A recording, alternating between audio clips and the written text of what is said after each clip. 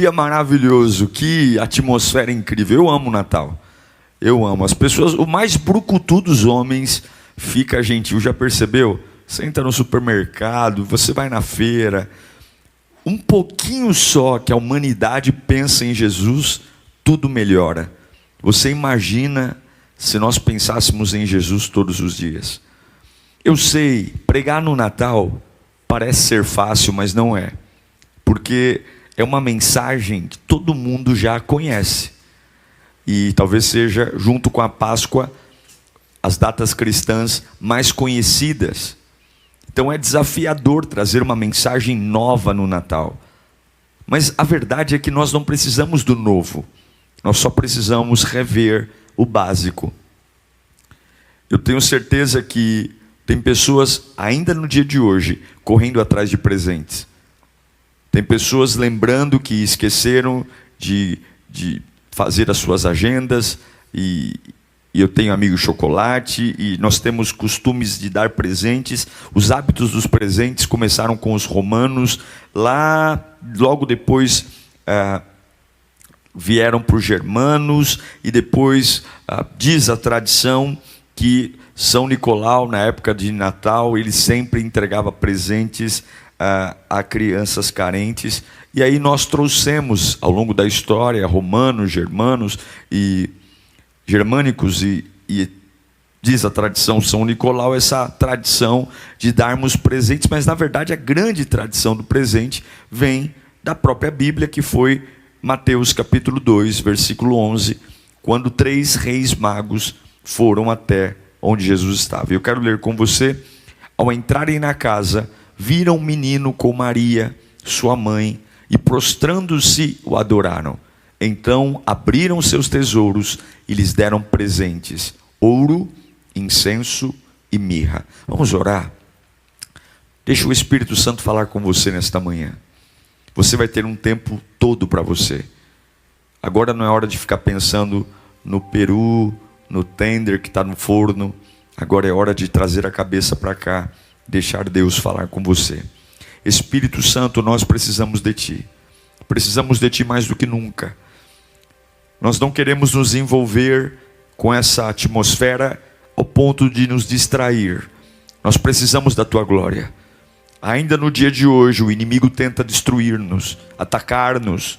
Então eu te peço, Espírito, venha em nossa direção. Nós precisamos ser revestidos de glória.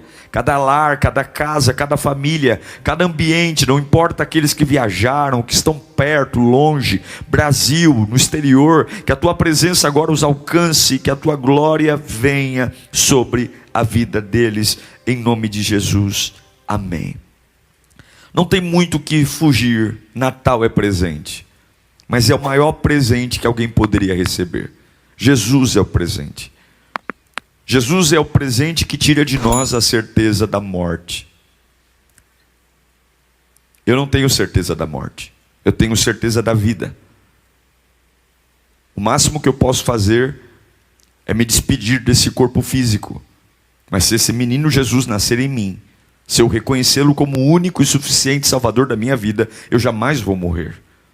A essência do Natal é dar, é entregar. E esse talvez tenha sido, ou esteja sendo, a maior dificuldade do ser humano hoje: dar. Olhamos demais para nós, olhamos demais para os nossos gostos, para as nossas preferências, e temos um ego gigantesco. E olha que grande paradoxo: um Deus que poderia, com todo o direito, ter um ego enorme, se fez humano. E nós, que somos o cocô do cavalo do bandido, temos um ego gigantesco. Não aceitamos ouvir absolutamente nada que nos contraria. Temos dificuldades em lidar com fases difíceis, porque nós não estamos prontos para entregar. Estamos muito bons para receber. Mas Natal é sobre entrega. E eu quero falar sobre 3 personagens aqui, bem rapidamente, para que você lembre 3 coisas elementares. Isso eu vou ler Mateus capítulo 2, a história de 3 homens, 3 reis magos, que num dia de Natal fizeram algo incrível. Mateus 2, do 1 ao 12, diz assim: depois que Jesus nasceu em Belém, da Judéia, nos dias do rei Herodes, magos vindos do Oriente chegaram a Jerusalém e perguntaram: onde está o recém-nascido, rei dos judeus? Vimos a sua estrela levantar-se e viemos adorá-lo. Quando o rei Herodes ouviu isso, ficou perturbado, e com ele toda a Jerusalém. Tendo reunido todos os chefes dos sacerdotes e do povo e os mestres da lei, perguntou-lhes onde deveria nascer o Cristo. E eles responderam: em Belém, da Judéia, pois assim escreve o profeta: mas você, Belém, da terra de Judá, de forma alguma é a menor entre as principais cidades de Judá, pois de você virá o governante que pastoreará o meu povo Israel. Então Herodes chamou os magos secretamente e informou-se com eles a respeito do tempo exato em que a estrela tinha aparecido. Enviou-os a Belém e disse: vão informar-se com exatidão sobre o menino. Logo que o encontrarem, avisem-me, para que eu também vá adorá-lo. Depois de ouvirem o rei, eles seguiram o seu caminho, e a estrela que tinham visto levantar-se foi adiante deles, até que finalmente parou sobre o lugar onde estava o menino. Quando tornaram a ver a estrela, encheram-se de júbilo. Ao entrarem na casa, viram o menino com Maria, a sua mãe, prostraram-se e o adoraram. Então abriram os seus tesouros e lhes deram presentes: ouro, incenso e mirra, tendo sido advertidos em sonho de não voltarem a Herodes, retornaram para a sua terra por outro caminho. Esse texto nos mostra uma expressão de amor. O amor hoje é muito subjetivo. As pessoas hoje dizem: eu amo Jesus, mas eu amo do meu jeito. A Bíblia é o manual que nos ensina o que é amar. E a maior forma de viver o Natal é presentear aquele que deu o maior presente a você. Eu não sei se você já passou por um constrangimento de estar, sei lá, no amigo secreto, brincando, e normalmente aqueles amigos secretos que não colocam valor, e aí você compra um presente simples, e você entrega um presente simples, e a pessoa que tirou você, entrega para você um presente muito caro. Já passou por isso? Não é constrangedor você falar: puxa vida, eu dei algo tão básico e recebi algo tão valioso? É mais ou menos isso que nós deveríamos sentir quando pensamos no Natal. Quando olhamos para a nossa vida e toda essa cumilança que vamos ter, a verdade é que nós recebemos uma vida que não tem preço, vindo de um sacrifício. Não foi um anjo, não foi um arcanjo, não foi um querubim, foi o próprio Deus, a própria divindade que veio e entregou a nós a sua vida. E não só entregou dizendo: tome aqui. Ele sofreu, foi humilhado, pisoteado. Natal é sobre presente. E eu quero desafiar você nesse domingo. Você vai fazer muitas coisas ainda. Você tem muitas coisas. Eu sei que tem pisca, tem árvore de Natal, tem troca de presentes. Mas nós precisamos lembrar o que é isso. Porque para amar, eu preciso primeiro sentir alegria e gratidão. E isso tem sido algo tão raro. Quando eu leio aqui no versículo 10, quando viram a estrela, os magos, quando eles viram a estrela, e eles sabiam da profecia, que em Belém nasceria o Messias, quando eles viram a estrela apontando para aquele lugar, lá em Mateus, no versículo 10, 2:10, diz que eles foram tomados de alegria, e ficaram felizes, júbilo. Por quê? Porque eles ganharam dinheiro? Porque eles compraram um carro? Porque eles foram curados do câncer? Não, eles ficaram felizes porque a profecia da salvação estava ali, havia uma estrela apontando. Nós nos tornamos pessoas muito difíceis de agradar. Hoje, para nos agradar, tem que fazer um monte de coisa. Somos pessoas complicadas, metódicos. As coisas têm que estar tudo no devido lugar. Somos pessoas enjoadas. Mas agora 3 reis magos estão olhando para o céu e uma estrela está passando no céu. Talvez alguns viram a estrela e disseram: que bobagem, é mais uma coisa. Mas quando você espera de Jesus, há sinais. Eu quero dizer que Ele espera que você se alegre com Ele. Eu sei que talvez você está triste porque queria casar esse ano e não casou, queria ter trocado de casa e não trocou, ou talvez queria estar mais adiante na vida financeira, ou talvez você gostaria de estar com o seu ministério mais amplo, mas Jesus é a razão. Você não pode esquecer isso. Jesus é o motivo. Qualquer lugar onde Jesus está se torna especial. O lugar mais precioso da terra estava em Belém. Onde? No hotel 5 estrelas, em Dubai? Não, numa estrebaria, onde animais eram guardados, porque não é sobre animais, não é sobre ração de vaca, de cavalo, não é sobre cheiro, é sobre Jesus. É sobre Jesus. 3 reis magos, homens de posses, homens da realeza, se alegram. É por isso que em 2 Coríntios 9:7 diz que Deus ama quem faz ou quem dá com alegria. Cada um dê conforme determinou em seu coração, não com pesar ou por obrigação, pois Deus ama quem dá com alegria. Nesse dia 24 de dezembro, se você está assistindo essa mensagem em outro período, recupere a alegria em Jesus, recupere a alegria. Vai dizendo para a sua alma: Jesus, tu és a minha alegria. Jesus, eu tenho sido tão ingrato porque eu tenho feito de coisas a minha alegria. Eu tenho sido uma pessoa tão difícil de agradar. Eu tenho colocado as minhas expectativas, e a nossa alma, ela é insaciável, ela quer mais, ela nunca basta. Se você quer ganhar 5, quando você ganha 5, você quer ganhar 7, e quando ganha 7 quer ganhar 10, e quando ganhar 10 quer ganhar 15. Se você quer um carro, você compra o carro do ano, e daqui a pouco você quer um carro melhor. A gente é insaciável, e daqui a pouco nós estamos fazendo da nossa vida um inferno, porque sem Jesus nós nunca teremos saciedade. Em nome de Jesus, há uma estrela passando perto de você agora, e essa estrela aponta para uma salvação. Se Jesus estiver na sua vida, ainda que você não tenha carne, seja apenas uma ceia com um ovo frito e farinha, você vai ter o melhor Natal de todos os tempos, porque Natal não é sobre o que eu coloco para dentro, mas Natal é sobre o que eu coloco para fora. A vida não começa num prato de comida, a vida não começa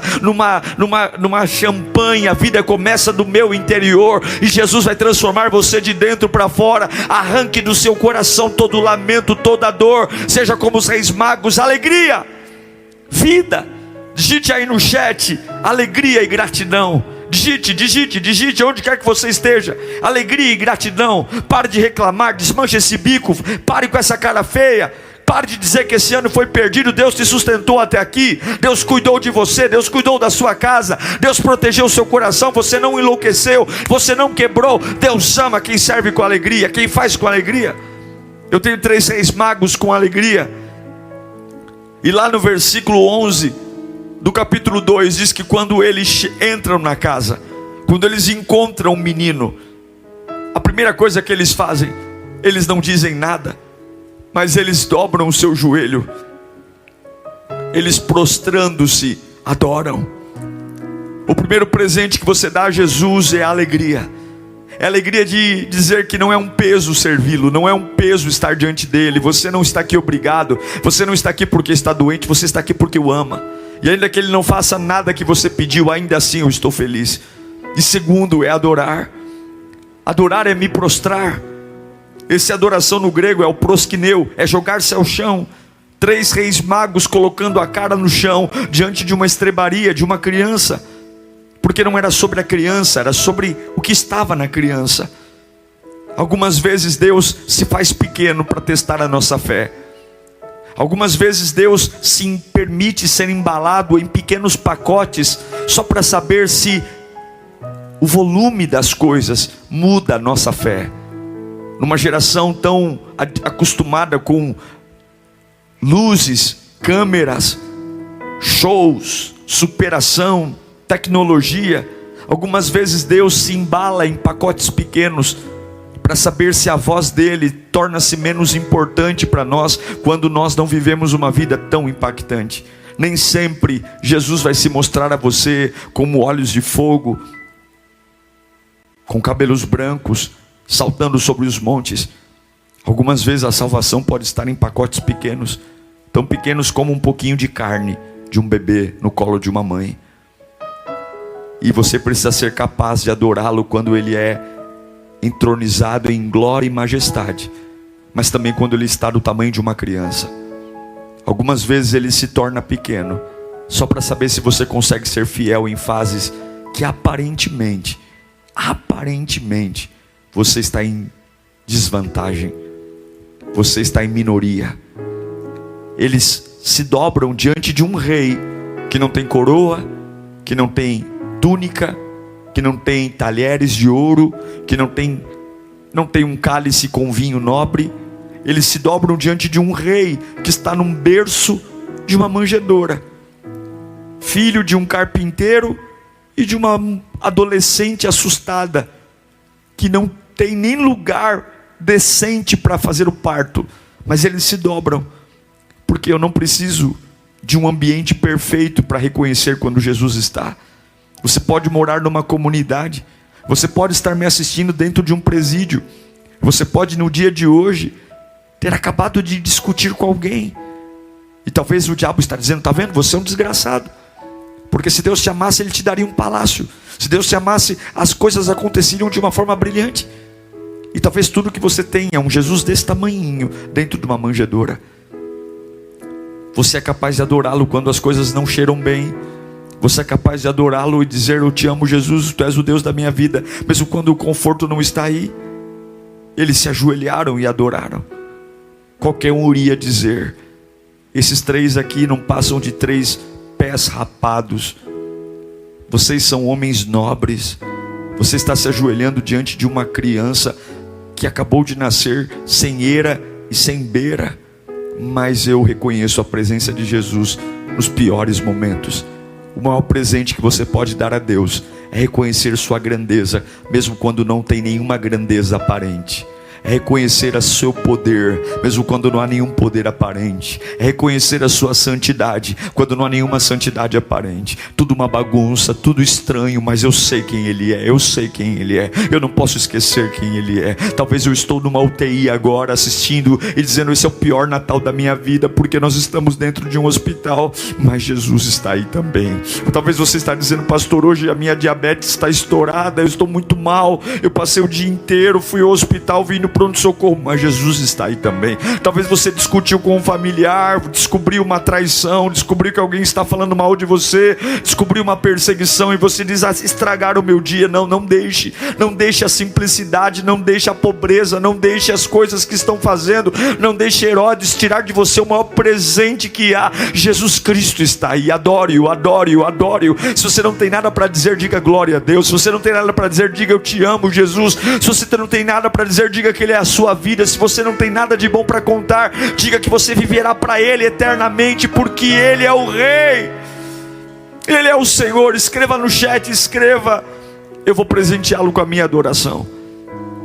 A adoração é um presente. Algumas vezes você só dizer: santo, santo, santo, e não: eu quero, santo, santo, santo. Faça isso agora onde você estiver. Levanta a sua mão e comece a dizer: santo, santo, santo. Feche os seus olhos, veja um bebê na manjedoura e comece a dizer: santo. Eu acho que foi isso que os reis magos disseram: santo, santo, santo. Eu acho que foi isso que os reis magos balbuciavam enquanto estavam de joelhos. Ele é o Salvador, Ele é o Messias. Ele vai nos tirar da angústia, Ele vai nos tirar do medo, Ele vai nos tirar da opressão, Ele vai nos tirar da frieza, Ele vai nos tirar da melancolia, Ele vai nos tirar da apatia, Ele vai incendiar o meu coração, Ele vai me trazer futuro. O mundo está em crise, mas Ele chegou, Ele chegou, Ele chegou. Ele não chegou como as pessoas imaginavam, Ele não chegou como os homens imaginam, porque os homens sempre querem subir, mas só os grandes descem. Ele começou pequeno para ensinar que processos são importantes, e é por isso que eu adoro. Adore Jesus hoje. Rompa o silêncio da sua casa,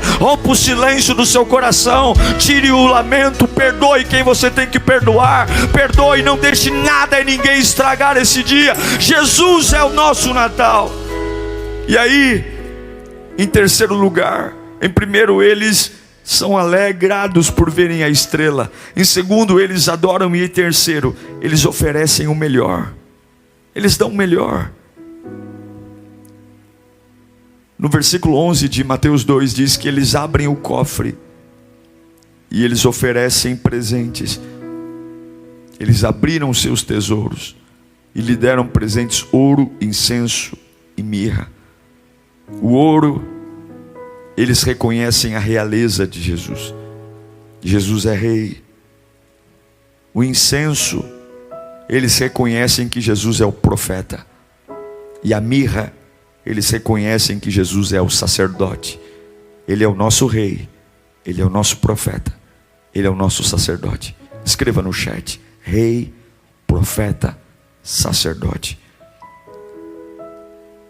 Aí você diz: mas eu não tenho ouro, eu não tenho incenso, eu não tenho mirra.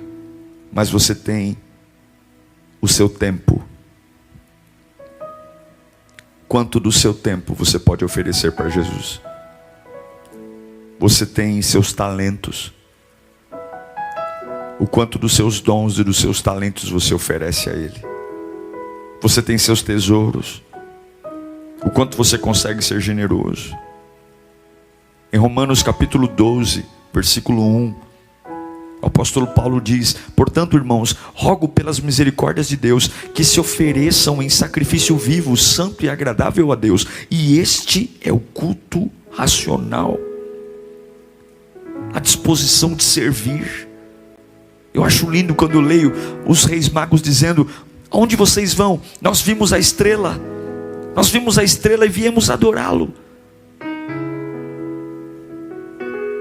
Nós vimos, estamos dispostos. Muitos viram a estrela, mas somente aqueles magos se dispuseram a ir a Belém. Muitos ouvem o chamado, mas passam para o outro. Muitos ouvem o pedido, porque vivemos uma cultura egoísta que prevalece a ideia de: me sirvam, me deem, façam por mim. O que eu vou ganhar com isso? Quais vantagens eu vou levar? O que isso vai me fazer de feliz? Que bênçãos Deus tem para mim? Minha carreira, meus sonhos, o quanto isso pode me promover? Quando a pergunta deveria ser: como eu posso contribuir mais? Como eu posso servir mais? Há uma estrela passando, como eu posso ser mais útil? Eu estou ficando para trás, eu estou ficando enferrujado. O que eu posso oferecer? O mundo define grandeza por posse, poder, prestígio, posição. Mas Jesus, Ele mede a grandeza por serviço. Será que você não está envolvido demais com as suas coisas e dando desculpas para não entregar a Ele o seu talento, o seu tempo, o seu tesouro? Aí você diz: mas eu sou velho, pastor. Você era velho? Ou você é velho? Abraão também era. Aí você diz: mas eu sou inseguro. Ah, você é inseguro? Jacó também era. Ah, não sou velho nem inseguro não, mas eu acho que eu não sou uma pessoa atrativa.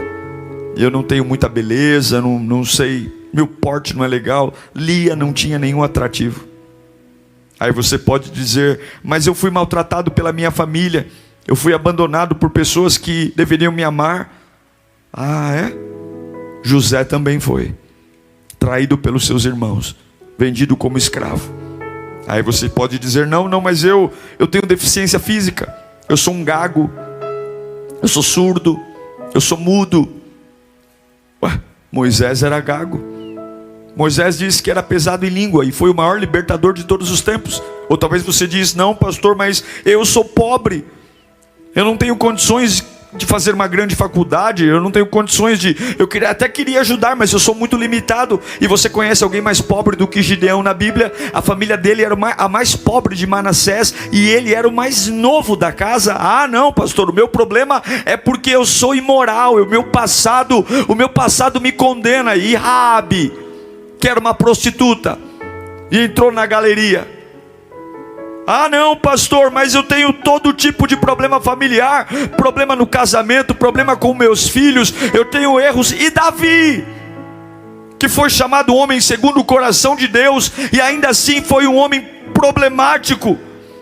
Ah não, mas eu tenho depressão. E Jeremias teve o quê? Jeremias foi um dos homens que mais se lamentou na Bíblia, ao ponto que ele tem um livro na Bíblia chamado Lamentações de Jeremias. Eu poderia dizer sobre viuvez, te lembrar de Noemi. Eu poderia dizer sobre temperamento impulsivo, eu sou esquentadinho. E eu poderia te lembrar de Pedro. E eu poderia te falar sobre casamentos fracassados. Casei uma vez, casei duas vezes. E eu poderia te lembrar da mulher samaritana. E eu poderia te lembrar de Paulo, que tinha uma saúde debilitada e ainda assim serviu ao Senhor. Ou do tímido Timóteo. Deus usou cada um deles, porque mesmo com as suas limitações, eles entregaram seus presentes ao Senhor. Eu encerro dizendo que você não pode negar o seu presente a Deus, porque Ele já te deu vida. Entregue ao Senhor a sua alegria, entregue ao Senhor a sua adoração, entregue ao Senhor o seu serviço. Sirva. Nesse ano que se aproxima, essa atmosfera vai passar, a cumilança vai passar, mas Jesus continuará no trono. E nós não vivemos sem Jesus. Alguns dizem: tal pessoa é o meu chão. Ah não, o fulano é a minha razão de viver. O cicrano é o amor da minha vida. Eu não vivo sem aquela pessoa. Mas o único que você deveria dizer efetivamente quem é Jesus. Escreva no chat: eu não vivo sem Jesus. Escreva no chat: Jesus é a minha razão de viver. Jesus é tudo para mim. Jesus é o maior amor da minha vida. Deixe sua alma ouvir isso. O único que está no topo do meu coração é Jesus. Jesus é tudo o que precisamos. Jesus é a razão. Esse é o Natal. Natal é se alegrar com Ele. Natal é adorá-lo. Natal é servi-lo. Natal é presenteá-lo. É dizer: tu és o meu rei, tu és o meu profeta, tu és o meu sacerdote. Tu és a minha vida, tu és a minha alegria, tu és tudo que eu preciso. Não importa se tem ovo na mesa ou se tem pernil. Não importa se você vai passar com a família inteira ou se você está me assistindo sozinho, dizendo: pastor, não tem ninguém para vir em casa hoje. Jesus está aí. Jesus está aí. E Ele preferiu nascer no pior lugar, para que você entenda que não há desculpa para o lugar onde Ele pode nascer. A criança vai chorar nesse dia. A estrela vai correr o céu. Os pastores vão ouvir os anjos cantando nos pastos, porque aquilo que estava perdido não está mais. Jesus Cristo está nascendo. Eu sinto uma alegria no meu coração nesse instante. Jesus Cristo está nascendo. E junto com Jesus nasce a esperança. Junto com Jesus nasce a vida. Eu quero poder orar por você agora. Feche os seus olhos. Feche os seus olhos, porque algo vai brotar em você. A esperança vai brotar em você. A esperança do Natal. A esperança de que a morte não vai triunfar na minha vida. A dor não vai triunfar na minha vida. Eu não sei o que vai acontecer. Eu só sei que Jesus é o maior. Eu não sei o que vai acontecer. Eu sei que Jesus é o melhor. Eu não sei o que vai acontecer. Eu sei que eu vou até Ele com alegria. Com alegria, com alegria, com alegria. Eu vou adorá-lo. Eu vou dizer: santo, santo, santo. E eu vou servir até o final dos meus dias. Eu vou servi-lo, eu vou servi-lo. Eu não estou nem aí para os outros, eu vou servi-lo. Eu não estou nem aí para a cara feia, eu não estou nem aí se vão gostar ou não. Eu vou servi-lo porque Ele nasceu, Ele veio por mim. Ele veio por mim. Ah, eu sou grato pelo meu chefe. Ah, eu sou grato pelo meu pai.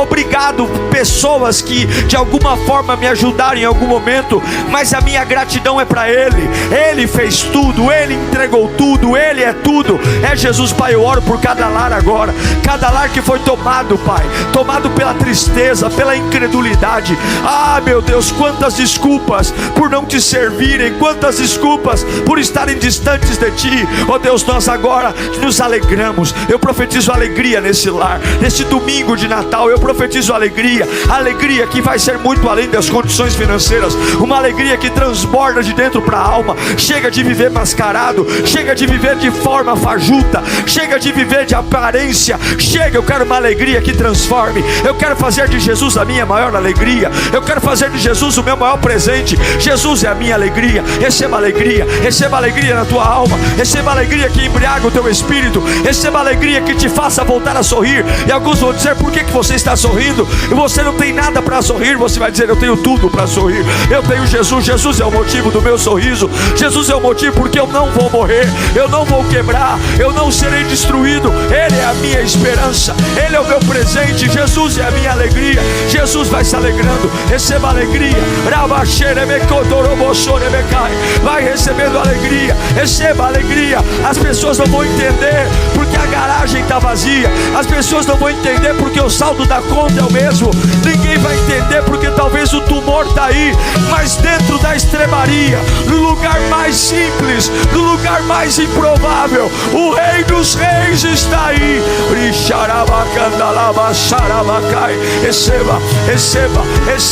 Receba e adore. Pastor, eu tenho vergonha. Feche o olho então e fale baixinho, mas adore.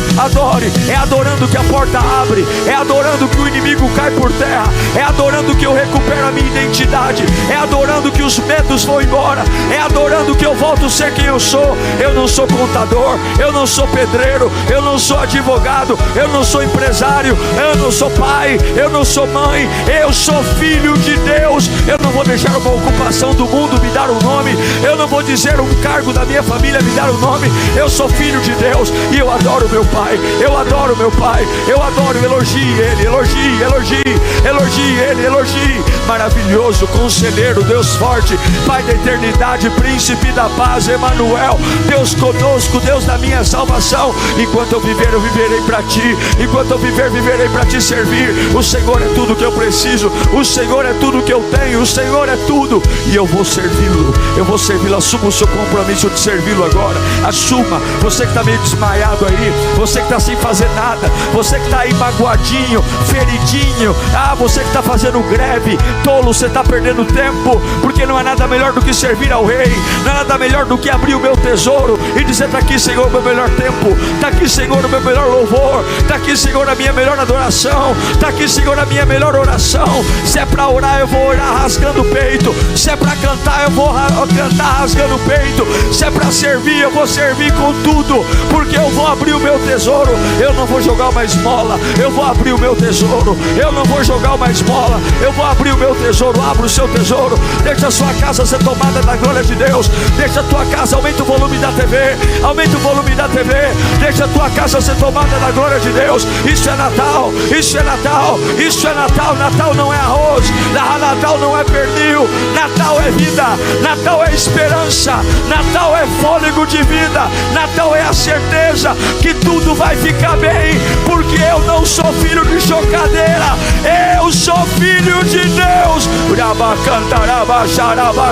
Eu vou servi-lo no dia mau, eu vou servi-lo no dia bom, eu vou servi-lo no alto da montanha, eu vou servi-lo no mais profundo vale, eu vou servi-lo curado, eu vou servi-lo doente, eu vou servi-lo empregado, eu vou servi-lo desempregado, eu vou servi-lo acompanhado, eu vou servi-lo solitário, eu vou servi-lo, eu vou servi-lo, eu vou servi-lo. Nada vai parar o meu servir, nada vai parar o meu servir, nada vai parar o meu servir. Escreva isso no chat, escreva: nada vai parar o meu servir, ninguém vai parar o meu servir. Nada. Oh, Espírito Santo. Que bênção ter você comigo em mais uma pregação. Meu desejo é que Deus tenha falado com você poderosamente e a partir de agora, uma baita lição de casa para mudanças relevantes. Você que tem contribuído no nosso canal também, muito obrigado. Graças à sua contribuição, a gente continua sempre colocando os novos conteúdos e crescendo. Olha, além do sermão, de segunda a sexta-feira, nós temos Pensiore às 9 da manhã e todos os dias à meia-noite, Clamor da Madrugada. Que Deus te abençoe, continue continue sempre apaixonado por Jesus e até o próximo. Tchau.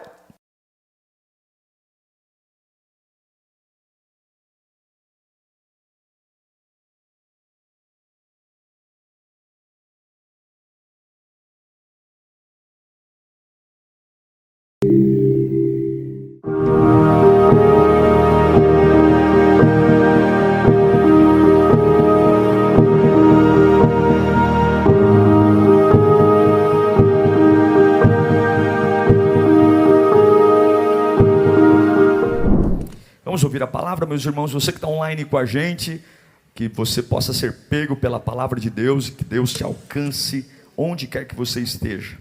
Quero que você abra a sua Bíblia no Evangelho de Mateus, capítulo 10. Evangelho de segundo escreveu Mateus, capítulo 10, versículo 1.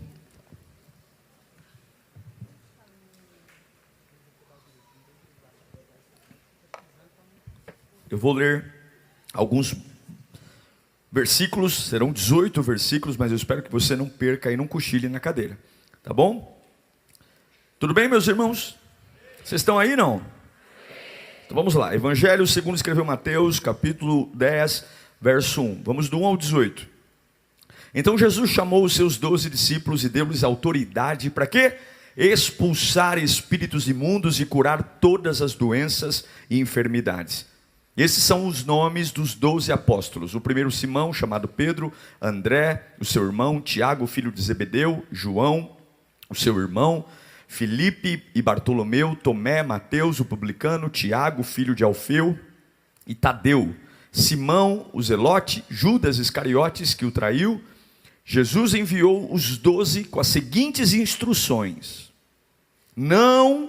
Veja que a primeira instrução de Jesus começa com que palavra? Não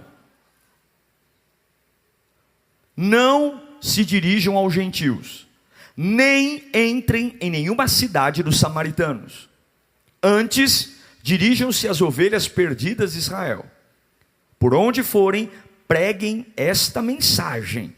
Não vai viajar na maionese. Pregue isso aqui, ó. O reino dos céus está próximo. Curem os enfermos, ressuscitem os mortos, purifiquem os leprosos, expulsem os demônios. Vocês receberam de graça, deem também de graça. Não levem ouro, nem prata, nem cobre para colocarem nos seus cintos. Não levem nenhum saco de viagem, nem túnica extra, nem sandália, nem bordão, pois o trabalhador é digno do seu sustento. Na cidade ou povoado em que entrarem, procurem alguém digno de recebê-los e fiquem na casa dele até partirem. Ao entrarem na casa, saúdem-na. Se a casa for digna, que a paz de vocês repouse sobre ela. Caso contrário, que a paz retorne para vocês.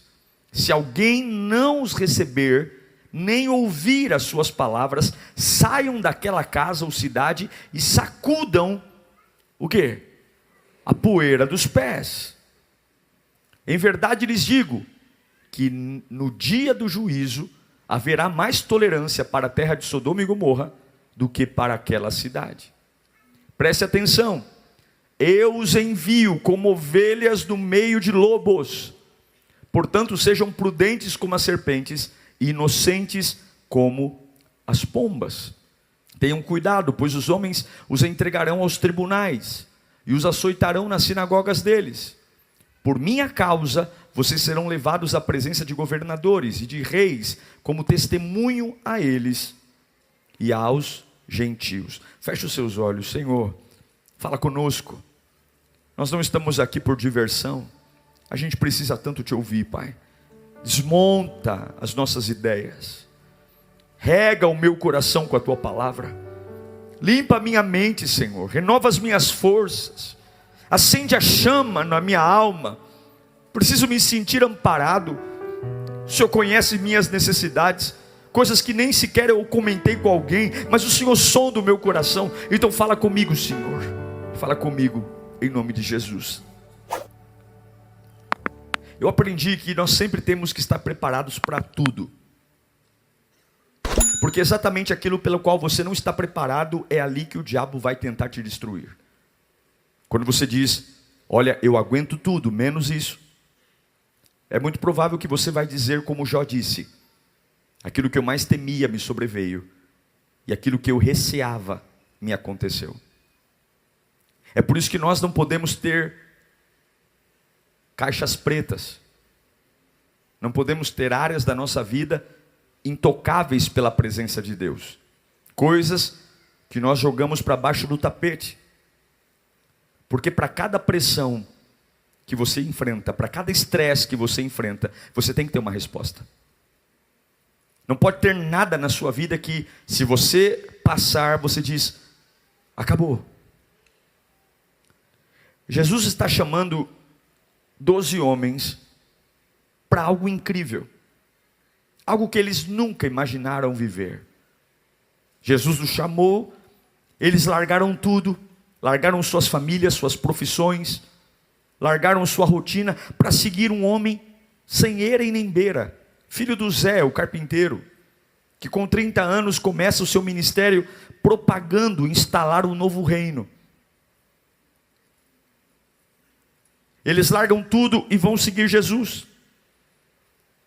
E aí Jesus começa a dar instruções para eles, sobre como eles deveriam iniciar essa chamada. E o que é mais interessante é que, diferente da gente, Jesus não faz média. Jesus não enfeita o pavão. Jesus não fica dizendo: ó, vai ser incrível, vai ser o máximo, vai ser demais. Porque quando nós queremos convencer as pessoas a fazerem algo novo, a gente começa a empolgar as pessoas. A gente começa a mostrar para elas as vantagens. E Jesus não está preocupado em animar ninguém. Jesus não está preocupado em criar ali um bando de pessoas empolgadas, porque empolgação vaza. Ânimo vaza. Alegria vaza. Jesus está mais preocupado em dizer para eles: olha, vocês não podem fazer algumas coisas. Tanto que a primeira instrução de Jesus não é: parabéns, vocês vão arrebentar, vocês vão viver uma vida maravilhosa, olha, eu já vi o futuro de vocês lá na frente, vocês vão ser falados 2000 anos depois lá na Lírio. Não, Jesus não está querendo gerar neles uma expectativa de vitória, mas Jesus está querendo contê-los. Ele está dizendo: olha, por mais que vocês estejam comigo, se vocês quiserem fazer tudo o que vier à cabeça, se vocês desejarem comer toda a comida que se coloca no prato, se vocês desejarem conversar com qualquer pessoa que apareça na frente de vocês, vocês vão se perder no seu bom trabalho. Jesus começa as instruções colocando limites. Limites. Porque uma nova vida, uma nova oportunidade, um novo ministério, uma nova história, uma nova empresa, uma nova experiência, não é possível viver sem eu me reorganizar. Eu não posso levar uma mentalidade velha para um momento novo. Eu não posso viver uma ordem nova com Deus debaixo de uma ordem velha. Eu não posso. Então Jesus está dizendo: olha, vocês não são crianças, vocês são homens. Vocês já viveram coisas incríveis. Vocês já trabalharam, vocês já lidaram com decepções, e eu preciso frear vocês, porque existem alguns desejos antigos da vida de vocês, que se reinarem agora, nesse momento, vão atrapalhar tudo. Porque ninguém chega vazio diante de Deus. Eu tenho marcas, eu tenho lembranças, eu tenho temperamento, eu tenho ideias, eu tenho opinião, e se eu não me reorganizar, eu não vou viver o novo. E é isso que Jesus está dizendo. Você já orou e pediu a Deus para Ele te reorganizar? Senhor, me reorganiza. Senhor, por favor, está tudo uma bagunça aqui dentro. Estou mais perdido que tudo, não sei o que fazer. Jesus está mais preocupado em reorganizar os apóstolos do que em ficar inflando o ego deles. Algumas vezes a gente pede para Deus fazer milagres, mas nossa vida está uma bagunça. Nós pedimos para Deus restaurar o nosso casamento, mas eu ainda estou vivendo casado como homem solteiro. E aí Deus diz: como que eu vou restaurar seu casamento se você casado vive como homem solteiro? Algumas vezes nós pedimos para Deus, queremos ganhar mais, mas somos péssimos profissionais. estamos ocupando cadeiras de gerência, supervisão, mas trabalhando como estagiário. A verdade é que eu não posso entrar numa estação nova com uma mentalidade velha. E é isso que Jesus está dizendo para eles. Se você quer crescer, você precisa se reorganizar. Então ele olha para 12 homens e diz: vocês vão ter autoridade para curar enfermos, vocês vão ter autoridade para expulsar demônios, vocês vão ter autoridade para abençoar casas, mas eu tenho algumas orientações para vocês. A primeira delas é: vocês não podem pregar por gentios. Pregar é uma coisa boa, não é? Sim ou não? Pregar é uma coisa maravilhosa, mas Jesus disse: nesse momento, vocês não podem pregar por gentios. Você já discutiu com pessoas que não querem entender o que você está falando? Sim ou não? Ontem eu coloquei um vídeo na internet falando absolutamente sobre a capacidade de você, em algum momento, parar de orar por alguém que saiu da sua vida e já está casado com outro, já está namorando com outro, porque há pessoas que vivem uma vida inteira esperando alguém que já disse claramente que não quer voltar. Eu entendo que algumas pessoas estão tão apegadas aos homens que não querem aceitar que perderam uma pessoa. Então as pessoas ficam bravas. Mas na Bíblia não existe nenhum versículo que Deus arrasta uma pessoa à força porque você está orando para ela voltar para casa. Ah, mas e Saulo? Saulo foi criado uma oportunidade, mas Saulo decidiu seguir a Cristo. E Jonas? Jonas, Deus mandou o peixe, mas dentro do ventre do peixe, Jonas orou e se arrependeu. Deus não obriga ninguém a nada. O problema é que a maioria das pessoas, elas querem uma vida nova sem se organizar, sem se reorganizar. Então Jesus está dizendo: vocês não podem pregar por gentios, porque os gentios, eles são pessoas difíceis de lidar, eles são pessoas que não estão preparadas e vocês não estão preparados. Eu quero dizer para você que nessa fase da sua vida, tem conversas que você não está preparado para ter. Tem pessoas que você ainda não está pronto para conversar com elas. Um dos grandes erros do novo convertido é que porque ele acha que vem à igreja e ele começou a decorar 4 ou 5 versículos, que ele pode entrar no ônibus e pregar, que ele pode ir no presídio e pregar, que ele pode ir na Praça da Sé e pregar, e daqui a pouco ele está totalmente desidratado, cansado e sem rumo. Deus está dizendo: eu chamei vocês, mas nesse momento vocês não podem pregar por gentios. Depois que veio a descida do Espírito Santo, aí eles pregam, mas nesse momento não. E eu me pergunto: você já perguntou para Deus se você tem que fazer o que está disposto a fazer? Você já perguntou para Deus se é para conversar com as pessoas que você está conversando? Você já perguntou para Deus se é para você assumir algumas cargas que você está assumindo? Ele diz: vocês não podem se dirigir aos gentios e nenhuma cidade dos samaritanos, vocês só vão pregar em Jerusalém. Jesus está dizendo: eu quero vocês focados em Jerusalém. Ah, mas é bonito, mas eu não quero. Nossa, mas que custa eu pregar para o samaritano? Tadinho deles. Uma hora você vai conseguir, mas nesse momento não. Será que nós estamos preparados para limites? Será que a nossa vida não está uma bagunça? Porque nós topamos tudo. A gente quer fazer tudo em todos os lugares. E quem é bom em tudo não é bom em nada. Jesus está dizendo: é maravilhoso vocês quererem pregar para os gentios e para os samaritanos, mas nesse momento da sua vida, eu quero vocês aqui em Jerusalém. Eu preciso reorganizar vocês. Eu preciso preparar vocês para um novo nível. Eu preciso trazer sobre vocês uma nova estrutura, porque vocês são uma bagunça. O que eu preciso então fazer para viver o novo, para ter novas experiências? Eu preciso ouvir e entender quais são os limites desse momento da minha vida. E essa talvez seja a razão de muitos aqui dormirem mal. Talvez seja essa a razão de chorar demais, ou reclamar demais, ou ser extremamente instável. Uma semana parece doido. Uma semana está feliz, na outra semana quer morrer. Uma semana fala bem de todo mundo, outra semana xinga todo mundo. Uma semana ama a Deus, fala em línguas. Outra semana está emburrado com uma tromba desse tamanho sentado no banco. Por quê? Porque não sabe o que faz, não sabe quem é, e não tem humildade para ouvir a voz de Deus. Se você quer ser tudo, você não vai ser nada.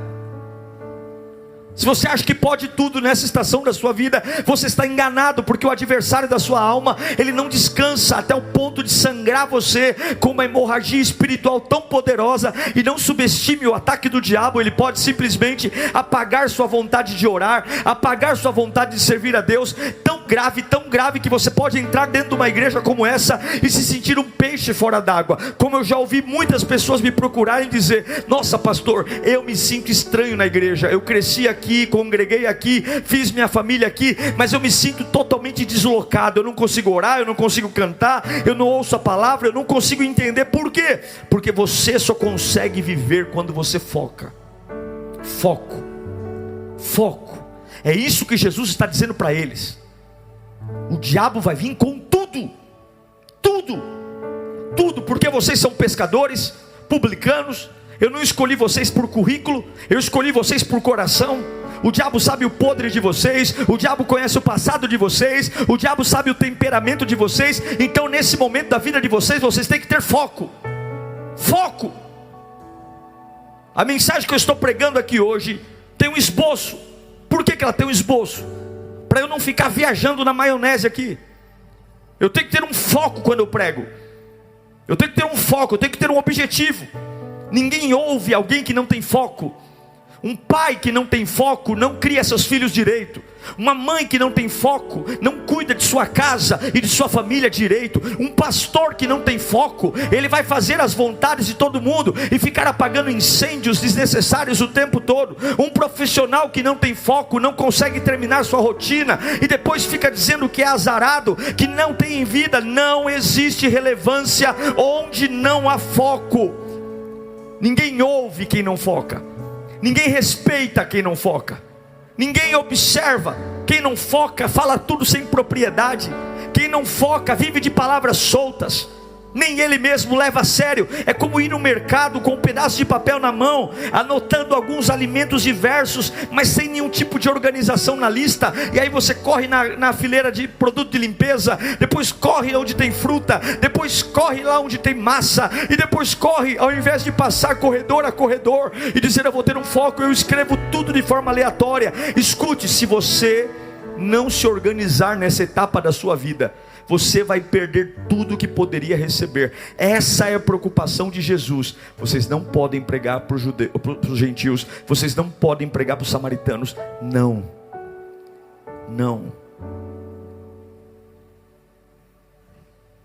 E eu me pergunto hoje: qual é o meu foco? Jesus está preocupado em nos dar um foco. Olha, tudo que eu estou dando a vocês, eu vou limitar o território. Vocês vão aprender. E ele vai dizer ainda, vocês não precisam levar nem ouro, nem prata, nem cobre, nem cintos, nem saco de viagem, nem túnica. Eu não quero vocês preocupados se vão esquecer a carteira, se vão esquecer o celular.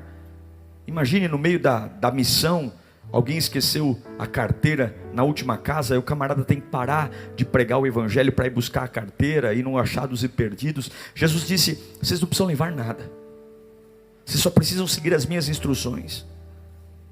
Eu não quero vocês distraídos. Irmão, se você não tem foco, você não vive, você não cria seus filhos. A pessoa que é extremamente cheia de tempo, quando ela encontra uma pessoa focada, ela fica com raiva dela. Normalmente as pessoas que têm foco são pessoas mal compreendidas. Porque bom é aquele que está pronto para tudo a todo tempo. Bom é o disponível. Bom é aquele que a hora que você ligar, ele atende.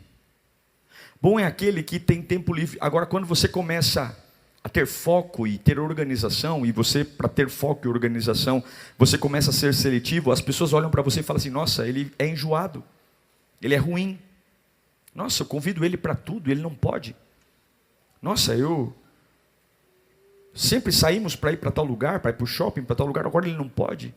Normalmente as pessoas, elas olham para o nosso foco e elas acham que isso é ruim. Mas escute o que eu vou ministrar aqui. Sem foco você vai terminar sozinho e vazio.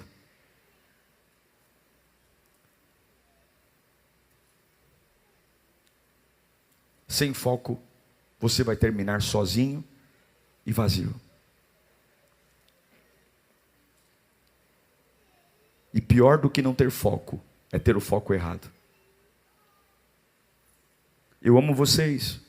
Eu amo estar aqui, mas eu não posso vir aqui por causa de vocês. Eu amo pregar o evangelho, mas eu não posso fazer dessa plataforma a minha carreira. Eu não posso dizer para você que a minha vida é pregar a palavra. Não é. Eu preciso ter um foco. Se a sua vida está bagunçada hoje, você tem que ter um foco. Porque se você não tiver um foco, ou tiver o foco errado, você vai lutar a luta errada. Você vai se enroscar com coisas erradas. Você vai colocar esforço correto em lugar errado.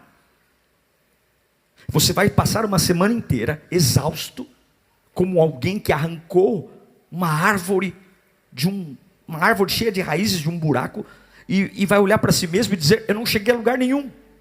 Nós temos que ter foco. Foco para plantar algo na vida dos nossos filhos. Foco para superar o nosso passado. Foco para olhar para o espelho e dizer: eu cresci, eu desenvolvi.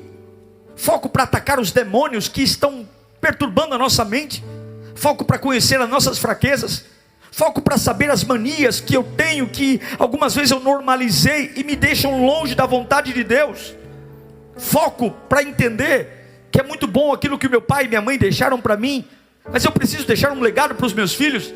Então eu vou ter foco, eu não vou me perder. Foco nas minhas finanças, para entender que eu preciso não só ter sonho de comprar uma casa, de comprar um carro, de fazer um legado, mas eu preciso viver uma vida focada para alcançar aquilo que eu desejo. Eu preciso ter foco na minha vida espiritual. Eu quero pregar, eu quero cantar, eu quero ser usado por Deus, mas eu não tenho tempo para buscar o meu aperfeiçoamento, porque eu não tenho foco. Porque ao mesmo tempo que eu busco a Deus, eu falo palavrão. Ao mesmo tempo que eu ouço a palavra de Deus, eu ouço pessoas que desanimam a minha fé. Ao mesmo tempo que eu venho à igreja e quero ser uma bênção, eu sento à roda de escarnecedores, eu ouço o conselho dos ímpios, eu me detenho no caminho dos pecadores, eu topo tudo.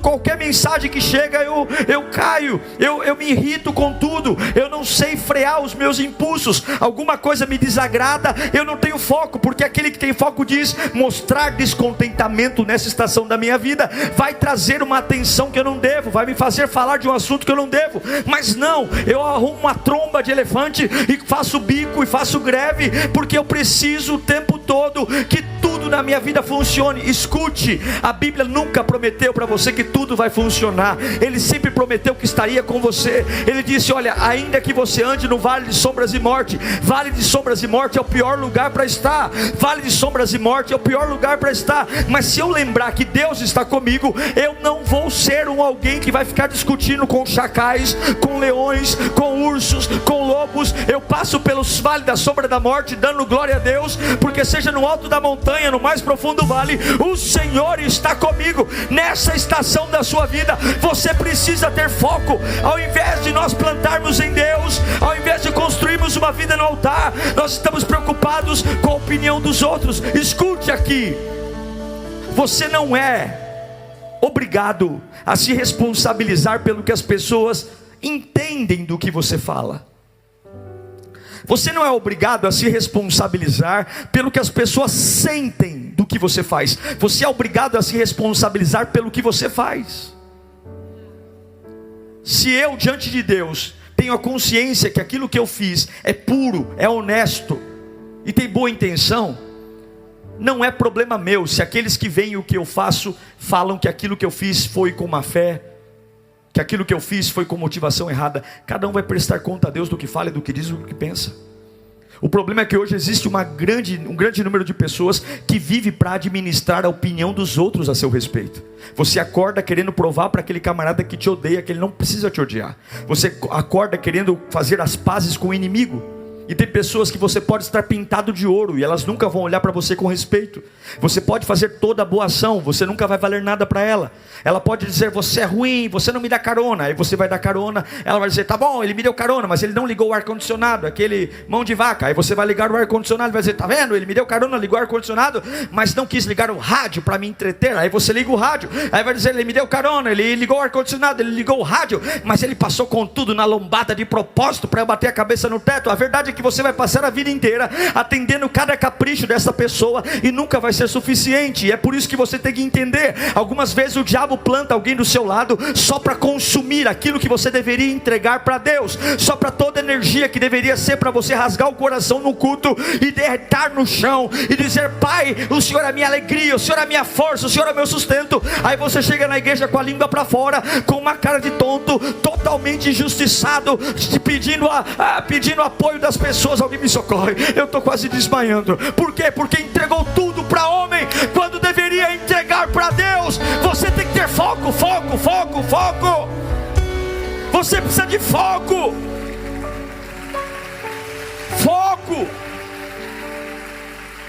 Sem resenha, sem esticar o chiclete. Jesus disse, se você entrar numa casa e essa casa te receber, abençoa essa casa. O pessoal foi legal com você, te deram um café, receberam você bem, levanta a mão e abençoa. Se eles não receberem a bênção, essa bênção vai voltar para vocês. Porém, se vocês entrarem numa casa e essas pessoas não te receberem, não saudarem vocês, não quero vocês conversando com outras pessoas sobre aquela casa. Se a Maria não te tratou bem, eu não quero você falando da Maria para Joana. Se você foi a um lugar e a pessoa mostrou a língua para você, e a pessoa, sei lá, falou mal de você, eu não quero você de resenha pelos cantos, falando para os outros o que as pessoas estão falando de você. Sacuda a poeira, jogue no chão a poeira dos pés e segue a vida. O problema é que nós ficamos esticando o chiclete. O problema é que nós prolongamos história. E eu fico com muita dó de quem prolonga a história.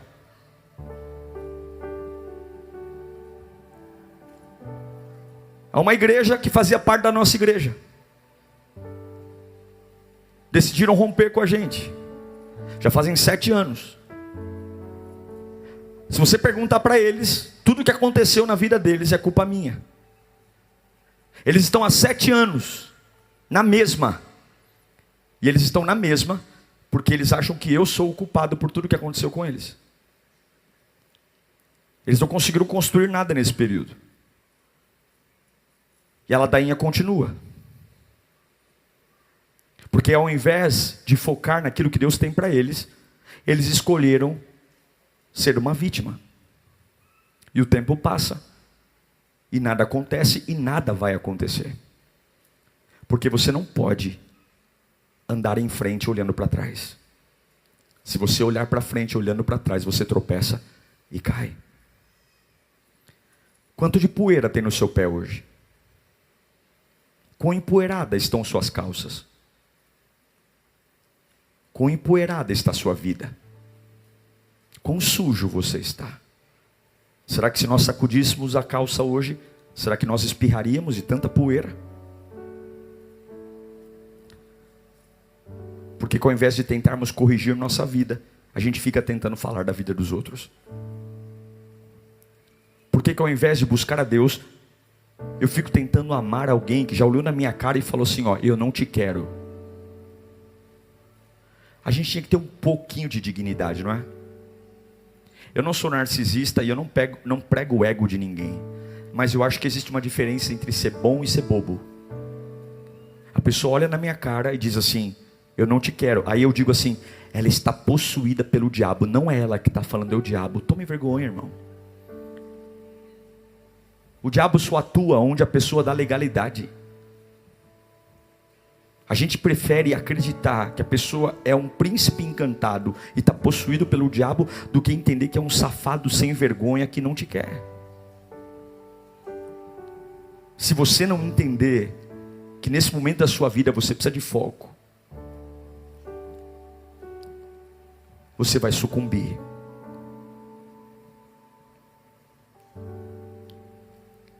É dizer, eu não falo mais disso. E eu não quero saber mais disso. Qualquer pessoa que falar sobre isso comigo, eu não me importo. Foco. Qual é o seu foco agora? Me encher do Espírito Santo. Qual é o seu foco agora? Conhecer a palavra. Eu abro a Bíblia, não sei achar. O pastor quer ler em Abacuque, eu não sei onde está. Foca em ler a Bíblia. Vai fazer a devocional. Foca em crescer. Vai fazer um curso. Vai estudar. Vai orar. Vai falar em línguas. Vai servir na igreja. Vai pegar uma vassoura, um rodo. Vai nos ajudar a ampliar a igreja. Vai fazer o Lírio Play. Não importa o que você está passando. Sacuda a poeira. Eu não quero mais falar disso. Chega. Eu não vou focar naquilo que eu não posso consertar. Tem coisas que eu não posso consertar, meu. Não dá. Tem coisas que só Deus pode fazer. E se só Deus pode fazer, eu ponho na mão dele e vou viver minha vida. Eu não vou ficar sofrendo por coisas que eu não posso. Isso é tortura. Eu não posso converter o coração do homem. Eu não posso fazer o inimigo virar amigo. Eu não posso em todo tempo resolver todo o problema de todo mundo. Eu sinto muito se alguém não quer falar comigo porque queria um pouco mais de atenção. Eu tenho que ter foco. E tem pessoas que são como sanguessugas. Ela se você deixar, ela quer você 24 horas. Ela quer você o tempo todo. Ela fala com você de manhã até a noite. E ainda fica brava quando você não responde rápido. E ainda fica brava quando você não dá atenção. E ainda fica brava e você deixa. Você não abençoa as pessoas quando entrega a elas esmola de atenção. Você abençoa as pessoas quando você cumpre o propósito que Deus te chamou. Você abençoa pessoas quando você cresce espiritualmente, quando você cresce na palavra. E aí aqueles que estão ao seu lado não vão ver as suas falhas, não vão ver os seus limites, mas vão ver a glória de Deus sobre você.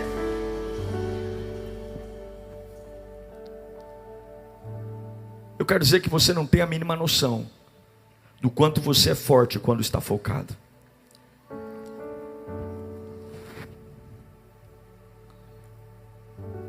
Quando o seu espírito se concentra em algo, você é forte. E Deus manda eu dizer para alguns aqui que estão cansados: você pode fazer. Se você hoje tiver um compromisso de focar naquilo que importa, de parar de encher sua cabeça com várias coisas e deitar na cama como um coitado dizendo: eu não vou dar conta porque é muita coisa para fazer. Quantas coisas estão hoje tentando matar seu destino, matar seu propósito. Sem foco você vai perder a forma, sem foco você perde a velocidade. Fora de foco só existem sombras. Não é à toa que Jesus diz: buscai primeiro o reino dos céus e a sua justiça, e todas as demais coisas vos serão acrescentadas. Aí você diz para mim: pastor, mas me caluniam. Você quer ouvir? Mateus 9:34. O que os fariseus diziam sobre Jesus? Vamos ler no 3, 1, 2, 3.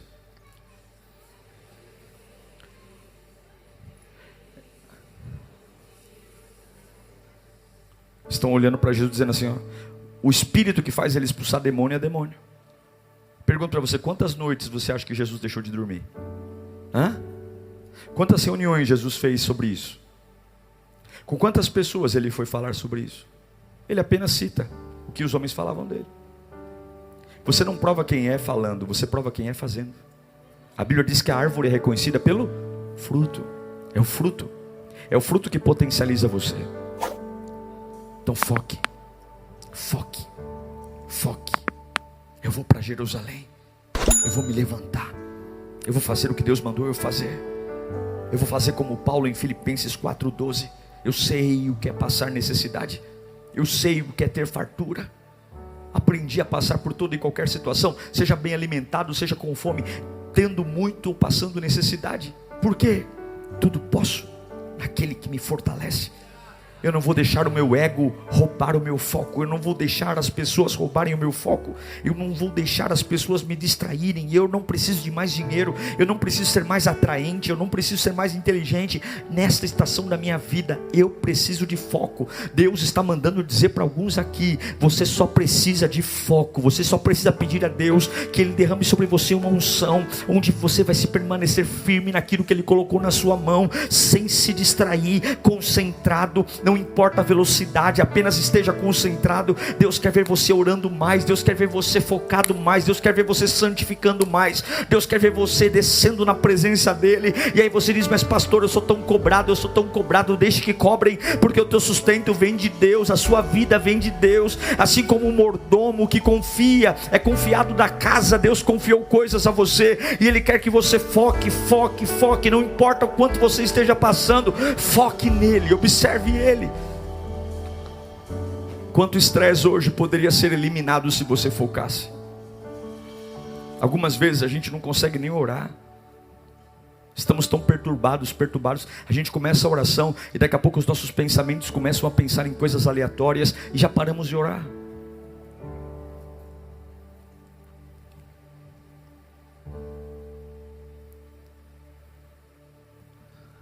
Você precisa de foco, meu irmão.